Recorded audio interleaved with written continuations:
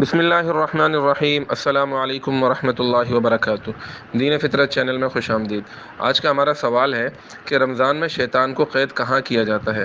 رمضان المبارک کے فضائل میں سے یہ بھی ہے کہ شیاطین کو بیڑیوں میں جکڑ دیا جاتا ہے۔ اب دریافت طلب امر یہ ہے کہ انہیں کہاں جکڑا جاتا ہے؟ دنیا میں، آسمان پر، زیر زمین، جہنم میں یا کہیں اور؟ ماہ رمضان بہت فضائل کا حامل ہے۔ احادیث میں اس کے کثرت سے فضائل بیان فرمائے گئے ہیں۔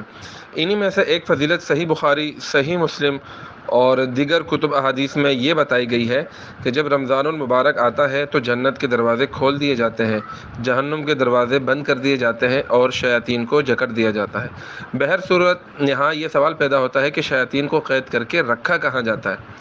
اس کے متعلق کئی روایات منقول ہیں۔ ایک قول کے مطابق یہ حدیث مجازی معنی پر محمول ہے، یعنی روزے کی وجہ سے شہوت، غصے اور دیگر گناہوں کا سبب بننے والی قوت حیوانیہ ختم ہو جاتی ہے اور نیکیوں کی طرف مائل کرنے والی قوت عقلیہ بیدار ہو جاتی ہے۔